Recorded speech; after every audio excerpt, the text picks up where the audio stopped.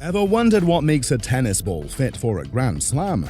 It's not just about the bounce, it's about precision, down to the last gram. Every ball follows a meticulous 24-step process, ensuring it meets strict tournament standards. But did you know that Wimbledon and US Open balls aren't the same? Their unique designs can actually influence the game, and with over 54,000 balls used in a single Grand Slam tournament, every detail matters. Let's dive into the fascinating world of tennis ball manufacturing.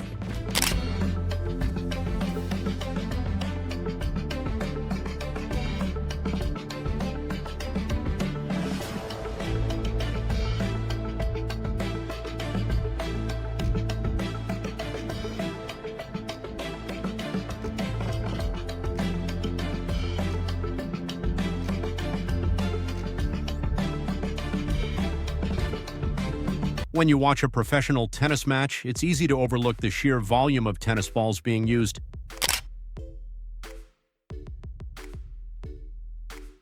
At Wimbledon alone, a single tournament can see over 50,000 balls go through play.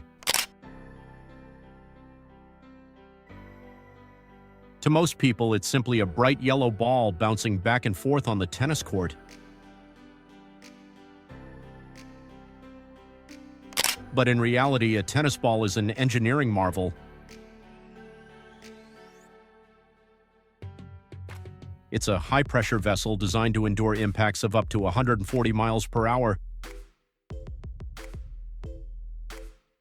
compressing nearly in half and snapping back almost instantly.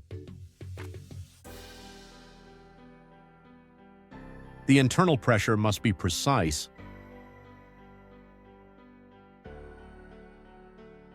Off by just a pound per square inch, and the ball loses its bounce.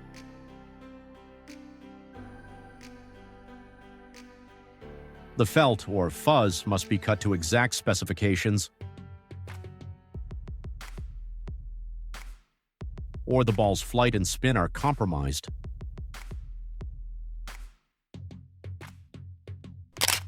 On Production Point today, we're going inside the massive production lines of leading brands like Penn, Wilson, and Dunlop to see how raw rubber and bright yellow felt are transformed into the perfectly engineered tennis balls you rely on.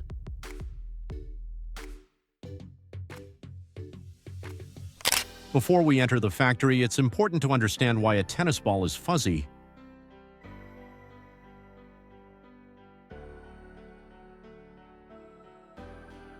The fuzz, technically called the nap, isn't there just for grip.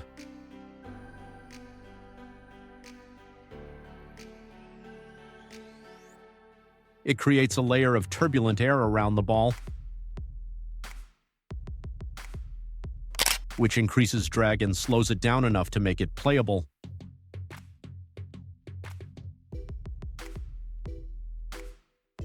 It also allows the Magnus effect to work, giving players the ability to hit spinning shots. Without the precise industrially applied nap, a tennis ball would fly erratically like a ping-pong ball on steroids. This is where engineering meets sports physics.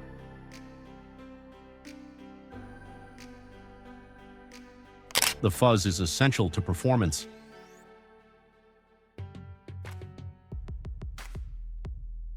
The core, molding the pressure vessel.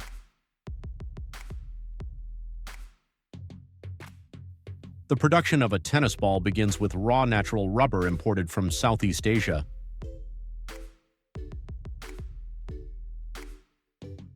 At the factory, this rubber is fed into a Banbury mixer,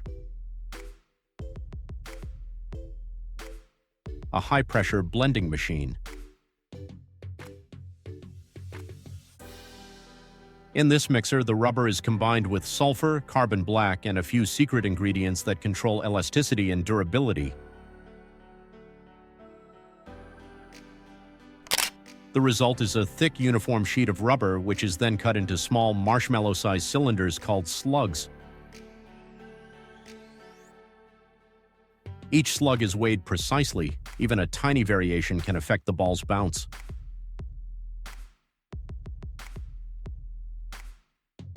If the slug is too heavy, the ball will feel hard. If it's too light, it won't meet International Tennis Federation (ITF) standards.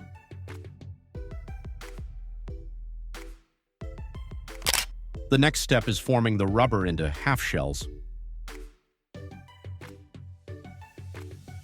Slugs are placed in hydraulic presses with hemispherical molds.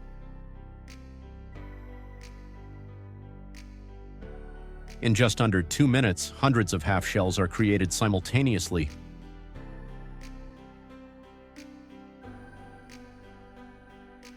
Excess rubber, known as flash, is trimmed away using high-speed circular blades.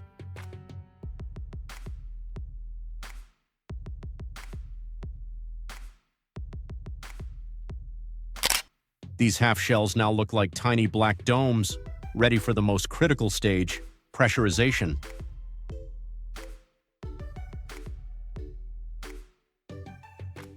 Pressurization is what gives a tennis ball its bounce.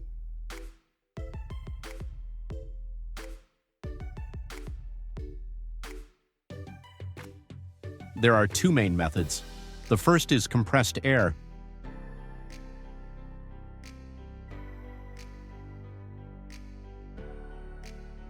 The two half shells are sealed while air is pumped inside to the exact pressure.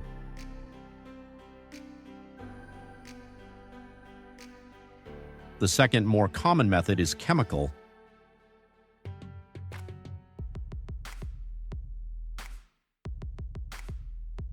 A small tablet made of sodium nitrite and ammonium chloride is inserted into the half shell.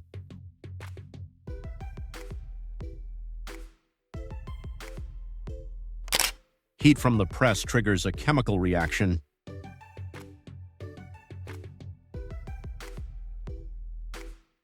Generating nitrogen gas, which inflates the ball to the required pressure.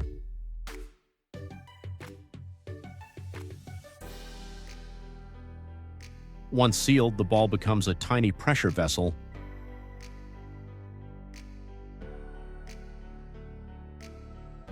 Engineered to exact tolerances. Surfacing and adhesive.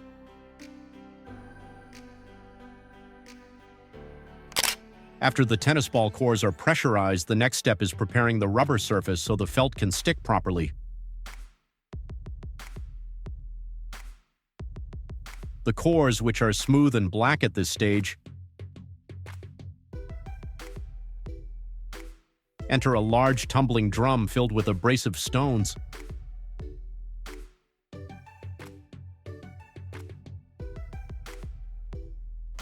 As they roll around, tiny scratches and grooves form across the surface.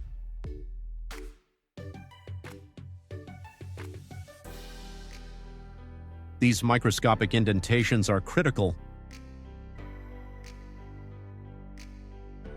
They give the adhesive something to grip onto.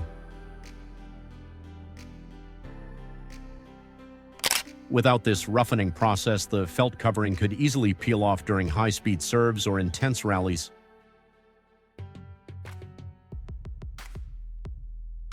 Once the scuffing is complete, the cores are dipped into a vat of white latex adhesive.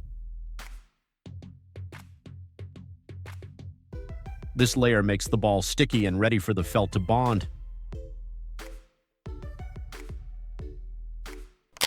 At this point, the balls look almost ghostly, smooth and black, like small orbs waiting for their signature covering. Meanwhile, the felt itself is being prepared. This isn't the kind of felt you find at a craft store.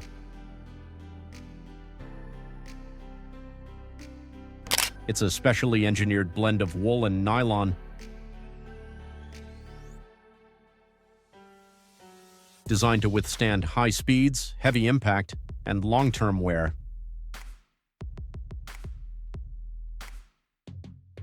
The felt is woven and milled to create a slightly fuzzy texture, which is essential for aerodynamics and grip.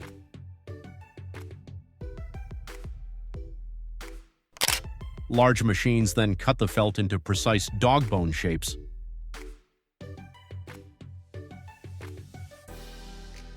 These pieces are designed to wrap around the spherical core perfectly.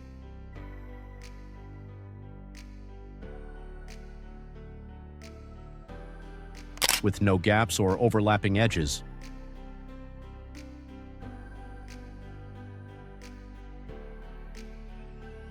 Two dog bones fit together seamlessly, covering the ball completely and creating the classic yellow surface that players recognize worldwide. This combination of carefully prepared rubber and precision-cut felt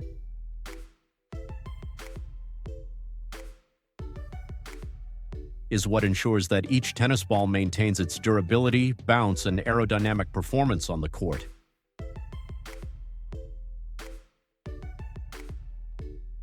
Wrapping the ball. Wrapping the ball is a fascinating and precise process. Robotic arms pick up two felt dog bones and coat their edges with adhesive. The felt is then wrapped around the ball with pinpoint accuracy, forming the characteristic seam.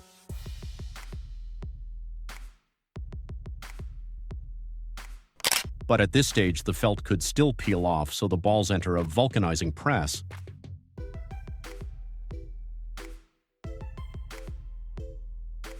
Heat causes the adhesive to fuse both to the felt edges and the rubber core, creating a secure molecular bond.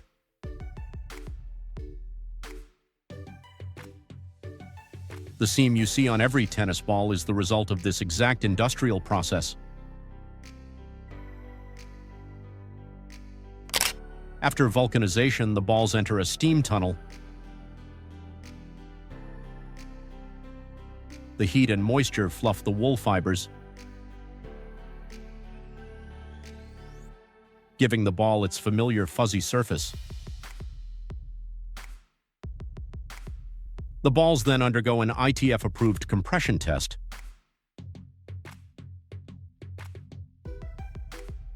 A robotic piston squeezes each ball to ensure it deforms exactly 0.22 to 0.29 inches under 18 pounds of pressure.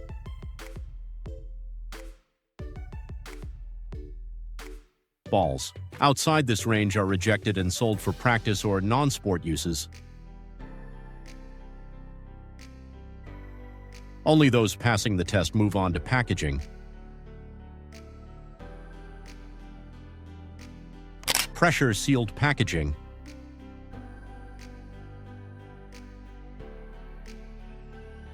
Even after a tennis ball is perfectly manufactured, it still faces a problem.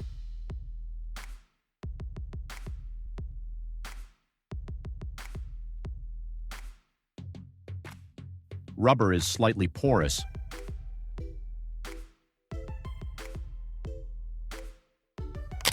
Over time, the nitrogen gas inside the ball can slowly leak out.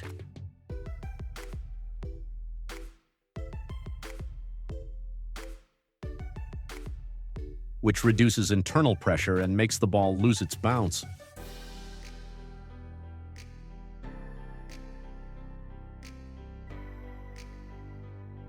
To solve this, factories use pressurized cans for packaging.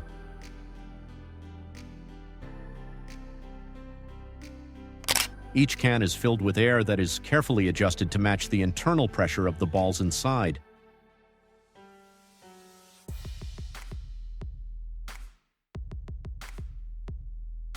This way, there is no difference between the pressure inside the ball and the pressure outside.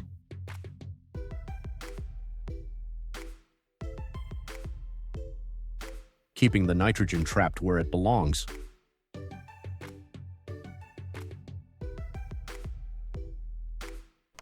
Once the balls are placed in the can, a foil seal is applied over the top and secured with a metal ring.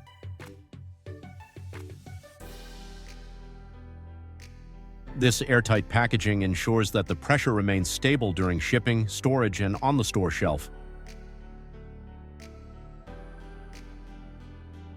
It also protects the balls from moisture, dirt, and any damage that could affect their bounce. When you open a new can of tennis balls, the first thing you hear is the familiar psh.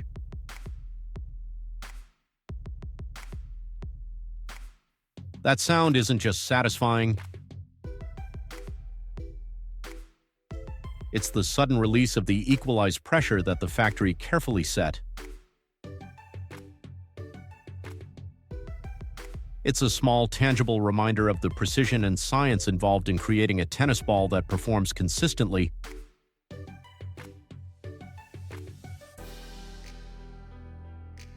Whether you're at a professional tournament or playing in your local park,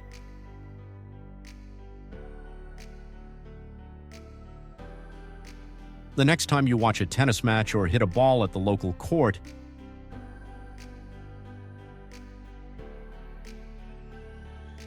take a moment to appreciate the engineering behind that yellow sphere. From raw rubber sheets to chemical pressurization,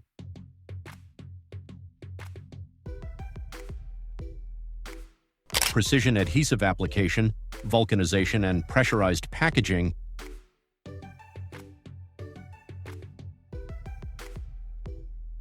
every tennis ball is a miniature masterpiece of material science.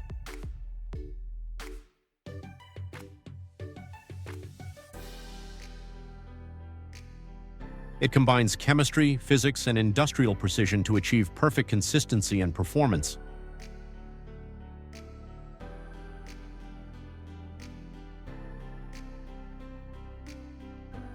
Do you prefer extra duty balls for hard courts or regular ones for clay?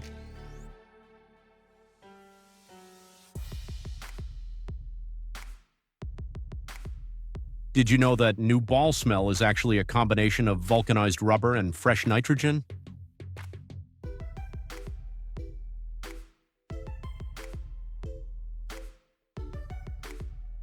The tennis balls you play with every day are not just sports equipment.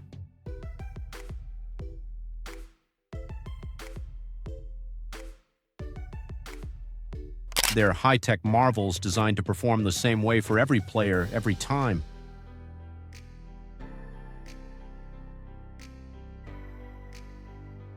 If you enjoyed this detailed look into the Production Point, don't forget to hit the like button and subscribe to Production Point.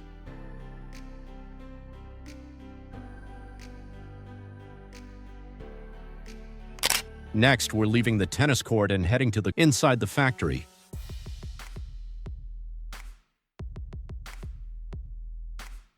where we'll explore how massive excavators are made from raw steel and hydraulics. You won't want to miss it.